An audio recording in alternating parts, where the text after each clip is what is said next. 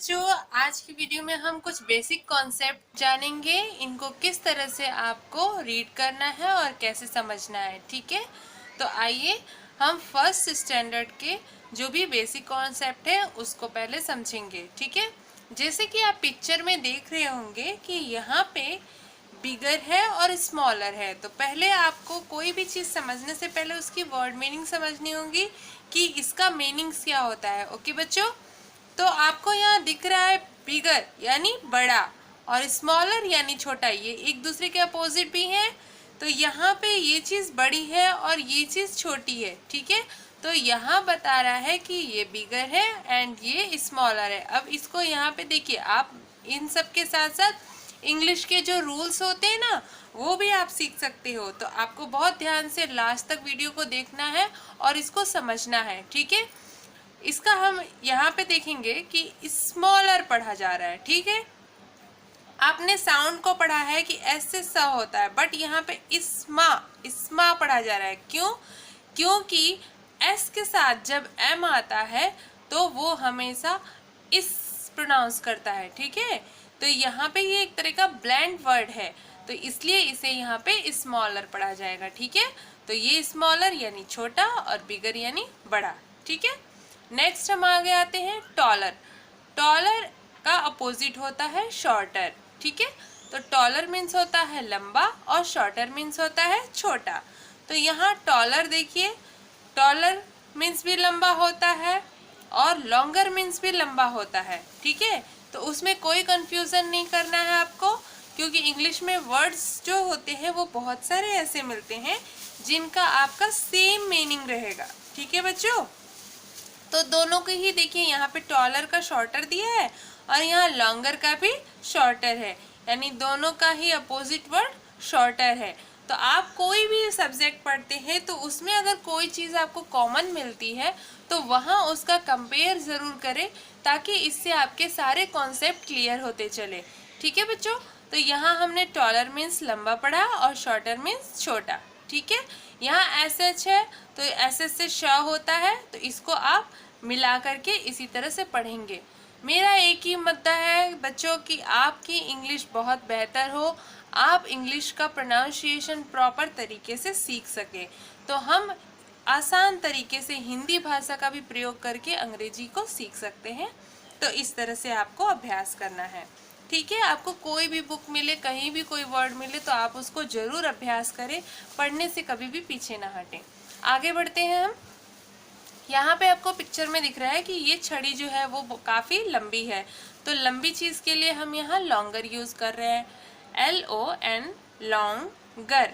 जब भी किसी वर्ड के लास्ट में ई आ रहा है तो इट मीन्स कि वहाँ पे हमें क्या प्रोनाउंस करना है, अर। ई आर हो तो भी अर, ए आर हो तब भी अर। ठीक है, दोनों ही कंडीशन में हम अर प्रोनाउंस करेंगे। उसका अपोजिट हो गया शॉर्टर, SHORTER, शॉर्टर। ठीक है, शॉर्टर मीन्स छोटा। अब यहाँ पे आया थिकर। थिकर मीन्स होता है, थिक मीन्स होता है मोटा और ई आर इसमें लगा है, थिकर यानी ये भी वही प्रोनाउंसिएशन होगा, मोटा। तो यहाँ कैंडल क्या है, काफ़ी मोटी है इसकी अपेक्षा, यानी इसके अपोजिट क्या हो जाएगा, थीनर। थिकर के अपोजिट होता है थीनर, यानी थिकर मतलब मोटा और थीनर मतलब होता है पतला। ठीक है, तो इन दोनों में मोटा पतला आपको क्लियर हो गया होगा। ओके, अब यहाँ आप सोच रहे होंगे कि यहाँ पे थी और अभी अभी आगे आएगा आपको कुछ वर्ड में आई का प्रोनाउंसिएशन आई होता है, तो यहाँ पे तो थिकर है। मैं आगे आपको बताऊंगी कहाँ कैसे क्या डिफरेंस होता है। आगे बढ़ते हैं। यहाँ पे आपको हैवियर एंड लाइटर आएगा। ठीक है, हैवियर एंड लाइटर। तो हैवियर क्या है, हैवियर यानी कोई भी चीज़ भारी जो होती है उसे हम हैवी बोलते हैं, और लाइट मीन्स यानी हल्की हो, वो चीज़ हल्की होती है तो उसे लाइटर बोलते हैं। लाइट का प्रोनाउंसिएशन कई मीनिंग से होता है।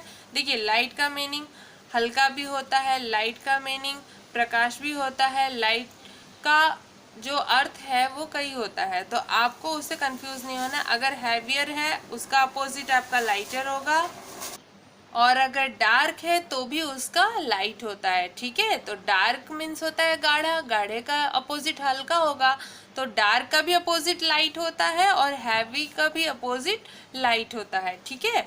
तो आपको बिल्कुल कंफ्यूज नहीं होना है। जो भी आप अपोजिट वर्ड इंग्लिश में यूज़ करते हो या लर्न करते हो तो उसकी मीनिंग के साथ लर्न करो, क्योंकि आपका क्लियरिफिकेशन होता चलेगा, ठीक है बच्चों। तो हम जो भी सब्जेक्ट पढ़ते हैं उन सब में वो चीज़ें, वो वर्ड आपको बार बार रिपीट होता है, तो आपको वो चीज़ क्लियर करनी है।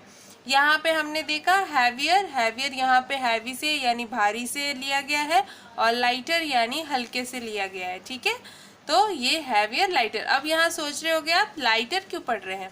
देखिए यहाँ एल आई के बाद जब भी जी एच आता है, यानी इट मीन्स कि जो आई वॉवेल होता है उसके बाद जब जी एच आता है तो वो साइलेंट हो जाता है। ये साइलेंट रूल है, ठीक है बच्चों। तो इसलिए आई के बाद जी एच आएगा तो वो साइलेंट होगा, और इसलिए हम इसको एल आई। अब देखिए यहाँ लाई भी पढ़ने का एक कॉन्सेप्ट है। लाई क्यों पढ़ रहे हैं, क्योंकि जब भी आई के बाद एक लेटर छोड़ करके ई आता है, ध्यान से सुनिएगा, आई के बाद एक लेटर छोड़ के यानी कोई कॉन्सोनेंट हो उसे छोड़ करके अगर ई आए तो वहाँ पे हम आई को आई प्रोनाउंस करते हैं, ई नहीं प्रोनाउंस करते हैं। अभी आपको कंसेप्ट क्लियर हो रहा होगा। यहाँ हमने थी पढ़ा और यहाँ पे लाई पढ़ा है, ठीक है। तो यहाँ पे देखिए कोई चीज़ साइलेंट नहीं हुई है, और प्लस ये दो वर्ड है, ठीक है, दो कॉन्सोनेंट है, इसलिए हमने यहाँ थी पढ़ा है, और यहाँ पे आपका साइलेंट हो गया है तो इसका प्रोनाउंसिएशन ही नहीं हो रहा है, इसलिए हमने क्या लिया है, टी लिया है। तो टी का ओनली प्रोनाउंस हो रहा है। तो ऐसे वर्ड जिनमें आई के बाद किसी कॉन्सोनेंट के प्रोनाउंसिएशन के ठीक बाद ई आता है तो वहाँ पे आई का हम क्या पढ़ेंगे, आई प्रोनाउंस करेंगे, ठीक है। इस वजह से हम इसको लाइटर पढ़ते हैं, लीटर नहीं पढ़ते हैं। ओके बच्चों, आगे हम बढ़ते हैं, इसे वाइडर पढ़ेंगे, WIDER, वाइडर, ठीक है। वाइडर मीन्स होता है चौड़ा। जो भी रास्ते चौड़े होते हैं ना तो उनको हम क्या बोलते हैं, वाइडर बोलते हैं। वाइडर मीन्स चौड़ा, नैरो मीन्स पतला, ठीक है। तो यहाँ भी देखिए वाइडर, अब आई के बाद एक कॉन्सोनेंट है और एक कॉन्सोनेंट के बाद ई है, इसलिए यहाँ पे आइड पढ़ रहे हैं। ओके बच्चों, तो ये रूल्स होते हैं। आपको इन रूल्स के साथ अगर समझते हुए आप किसी भी चीज़ को अच्छे से स्टडी करोगे तो आपको कोई प्रॉब्लम नहीं होगी, ठीक है। तो यहाँ हमें वाइडर इसीलिए पढ़ना है, और यहाँ नैरोवर, ठीक है। नैरोवर मतलब ई आर आ गया ना तो आर पढ़ेंगे। नैरोवर मतलब पतला या सिरकिरा रास्ता, काफ़ी पतला रास्ता, ठीक है। तो ये बेसिक कॉन्सेप्ट्स हैं जिसमें आपको बड़ा, छोटा, पतला, लंबा, मोटा, पतला, भारी, हल्का, चौड़ा, ये सब चीज़ें जाननी है और इन वर्ड को समझना है। आगे इसके कॉन्सेप्ट को हम क्लियर करते हैं। यहाँ पे देखिए हमने एक असाइनमेंट लिया है जो कि आपकी अगर वर्कबुक कराई जाती होगी तो उसमें काफ़ी ये हेल्पफुल होता है। आपको इसको कैसे समझना है, इस तरह के क्वेश्चंस करने से आपकी माइंड का ग्रोथ लेवल काफ़ी अच्छा हो जाता है, ठीक है। तो आपको इस तरह के क्वेश्चंस को समझना ज़्यादा इम्पोर्टेंट होता है। इसमें जैसे कि क्वेश्चंस दिए हैं, टिक द लॉन्गर ट्राउज़र, ठीक है। हमें क्या करना है, लॉन्गर ट्राउज़र पे टिक करना है। ओके, तो आप अच्छे से फिगर के हिसाब से आप क्लियर होंगे, समझ गए होंगे कि लॉन्गर कौन है। लॉन्गर मीन्स क्या होता है, लंबा। तो लंबा है तो कौन सा टिक हो जाएगा आपका, ट्राउज़र पे, इस ब्लू वाले पे टिक हो जाएगा। देन हमारा नेक्स्ट क्या है, टिक द स्मॉलर बैग, ठीक है। तो स्मॉलर मीन्स मैंने क्या बताया अभी, छोटा। तो छोटा बैग कौन है, ये है ना, तो हम इस पे टिक कर देंगे, ठीक है। हमारा टिक द थिकर ट्रंक, ठीक है। तो हमने थिकर का पढ़ा क्या, मोटा। तो मोटा कौन है यहाँ पे, ये है ना, ये पतला है और लंबा भी है, ये कौन है, मोटा है। तो थिकर ट्रंक कौन हो जाएगा, ये हो जाएगा। तो यहाँ पे हम टिक कर देंगे, ठीक है। इसी तरह tick the shorter girl, shorter मतलब क्या होता है, छोटा, यानी छोटी लड़की कौन है, ये है, तो हम इस पे टिक कर देंगे, ठीक है। इसी तरह से हमारा ये है tick the lighter pair of object, ठीक है, यानी आपको लाइटर पेयर यानी जो हल्के जोड़े हैं उन ऑब्जेक्ट को टिक करना है। ठीक है, तो हल्के कौन होते हैं, जूते होते हैं कि सॉक्स होते हैं? तो जूते नहीं होते, जूते तो थोड़े वेट रहेंगे ना, उनमें भारी होता है, सॉक्स तो हल्के होते हैं, तो सॉक्स को लाइटर माना गया, तो लाइटर जोड़ा हमारा क्या हो गया, सॉक्स हो गया। अब tick the wider jar, wider मतलब बताया ना अभी आपको, चौड़ा होता है। तो यहाँ पे देखिए ये जार तो पतला है और ये जार क्या है, चौड़ा है, तो यहाँ पे वाइडर जार ये हो जाएगा। ठीक है, इस तरह की वर्कबुक आप जरूर प्रैक्टिस करें बच्चों, इससे आपका इंग्लिश के साथ साथ मैथ भी सही हो जाता है। यहाँ पे देखिए टिक द बिगर बास्केट। ठीक है, तो बिगर मीन्स बताया मैंने बड़ा होता है, तो बड़ा बास्केट कौन सा है, ये वाला है, तो आप यहाँ टिक करेंगे। देखिए बच्चों, सबसे पहले इम्पॉर्टेंट आपको है कि आप वर्ड्स की मीनिंग को समझें और क्वेश्चन को समझें। जब आप क्वेश्चन को अच्छी तरह समझ लेंगे तो आपको कोई भी क्वेश्चन को सॉल्व करने में बिल्कुल भी कोई प्रॉब्लम नहीं होगी, आप इजीली उसको सॉल्व कर सकते हैं। तो ये हमने इसका प्रैक्टिस किया। ठीक है, इसी तरह से आपको भी प्रैक्टिस करनी है। अब यहाँ पे थोड़ा सा हम कुछ कॉन्सेप्ट और भी समझते हैं, जैसे कि हमारा यहाँ पे एक पिक्चर बना हुआ है और आप इस पिक्चर में देख पा रहे होंगे कि यहाँ पे क्या समझाने की कोशिश की जा रही है। लिखा है the girl is at the top of the slide, the boy is at the bottom of the slide, यानी यहाँ पे बताया जा रहा है कि टॉप एंड बॉटम। ठीक है, यानी जो लड़की है वो टॉप पे है और जो लड़का है वो बॉटम पे है, यानी कि टॉप मीन्स होता है ऊपर और बॉटम मीन्स होता है नीचे। ठीक है, अप मीन्स भी ऊपर होता है और डाउन मीन्स नीचे, लेकिन यहाँ कॉन्सेप्ट ये समझना है कि आपको कब टॉप का यूज करना है, कब बॉटम। जब किसी चीज़ की हाइट पे आप रहते हो तो वो टॉप होता है, ठीक है, और नीचे रहते हो तो बॉटम। अब यहाँ देखिए इनसाइड एंड आउटसाइड है, ये एक दूसरे के अपोजिट भी रहेंगे वर्ड। यहाँ पे the parrot is inside the cage. ठीक है, जो पैरट है वो इनसाइड द कैज है, यानी इनसाइड यानी अंदर की ओर। ठीक है, तो पैरट जो क्या है, पिंजड़े में कहाँ है, अंदर की ओर है। The crow is outside the cage. ठीक है, और जो क्रो है, जो कौवा है, वो कहाँ है, बाहर की ओर है। ठीक है, तो यहाँ पे इनकी वर्ड मीनिंग को क्लियर करते चलते हैं। आगे हमारा है the flower pot is on the table. ठीक है, फ्लावर किस पे है, टेबल के ऊपर है, ऑन द टेबल। ठीक है, तो यहाँ पे देखिए ऊपर के लिए ऑन यूज किया गया है, लेकिन कोई चीज क्या है, सटी हुई है, इस पर रखी हुई है, तो वो ऑन द टेबल कहेंगे। तो वहाँ के लिए ऊपर के लिए हम टॉप द टेबल नहीं बोलेंगे, ऑन द टेबल कहेंगे। ठीक है, इसी तरह the box is under the table. ठीक है, अंडर यानी टेबल के नीचे रखा है ना, तो अंडर मीन्स होता है नीचे, तो अंडर द टेबल यहाँ पे हम करेंगे। ठीक है, कहीं भी कोई दिक्कत हो तो बच्चों ध्यान से वीडियो को दोबारा रिपीट करके जरूर देखना, आपके सारे डाउट क्लियर हो जाएंगे। अगला है हमारा the cat is near the tree. ठीक है, तो नियर मीन्स होता है पास, the cow is far from the tree, far means होता है दूर। ठीक है, तो नियर यानी नियर द ट्री यानी ट्री के पास। ठीक है, जब भी इंग्लिश की मीनिंग निकालनी हो तो जो आप इधर से पढ़ेंगे ना, तो मीनिंग आपको इधर से निकालनी है। ठीक है, तो इस तरह से आप मीनिंग्स निकालेंगे तो उसका जो भी अर्थ निकलेगा आपको बहुत ही क्लियरली पता चलेगा।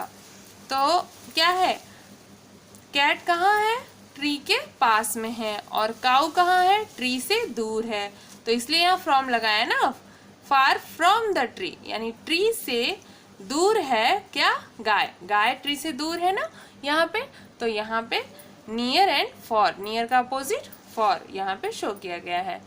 नेक्स्ट हमारा है the jar holds more water, यानी जार में जो है वो पानी जो है वो काफ़ी आएगा, मतलब ज़्यादा मात्रा में आएगा, यानी जार जो है वो किससे बड़ा है, कप से बड़ा है, तो कप में तो कम पानी आएगा ना और जार में ज़्यादा पानी आएगा, तो मोर मीन्स होता है ज़्यादा, ज़्यादा वाटर होल्ड करेगा, ज़्यादा वाटर हम इसमें रख सकते हैं।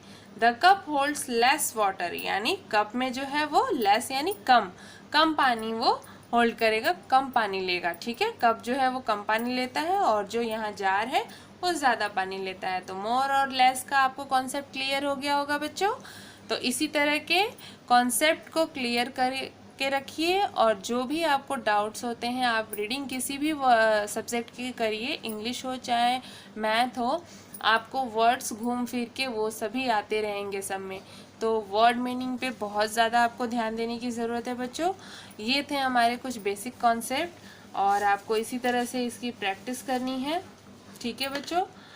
इसमें एक एक्सरसाइज भी है, जैसे कि आप देख सकते हो यहाँ पे बताया गया है कि trick the animal near the house. ठीक है, तो आपको किस जगह पे टिक करना है, जो एनिमल घर के पास में है। नियर मीन्स मैंने बताया ना पास होता है, तो हम नियर वाले पे टिक करेंगे, यानी ये डॉग जो है वो घर के पास में है तो हम इसे टिक करेंगे। ठीक है, अब हमारा नेक्स्ट है कि tick the apple outside the bowl. ठीक है, tick the apple outside the bowl, यानी उस एप्पल पे आप टिक करो जो बाहर की ओर है।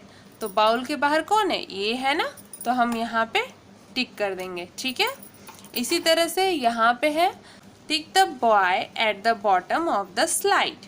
ठीक है, तो यहाँ पे क्या है, बॉय जो है वो कहाँ है, बॉटम स्लाइड वाला, यानी बॉटम स्लाइड पे कौन है, ये है ना, तो यहाँ पे हम टिक करेंगे। ठीक है, tick the bowl which has more sweet, यानी आपको उस बाउल को टिक करना है जिसमें ढेर सारे स्वीट है। मोर स्वीट, तो मोर स्वीट दोनों में से किस में है, इसमें है ना, तो ये देखिए ये टिक है। ठीक है, तो यहाँ पे आपको यही सब चीज़ें ध्यान देनी है। यहाँ पे tick the object under the chair. ठीक है, तो यहाँ पे आपको उस ऑब्जेक्ट पे टिक करना है जो चेयर के नीचे है। तो कौन सा चेयर के नीचे है, ये वाला बॉक्स चेयर के नीचे है।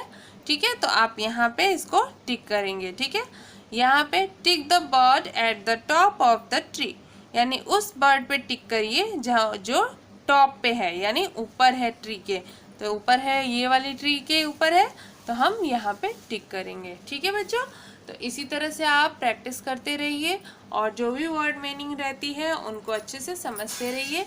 नए टॉपिक के साथ, नए चैप्टर के साथ मिलेंगे नेक्स्ट वीडियो में।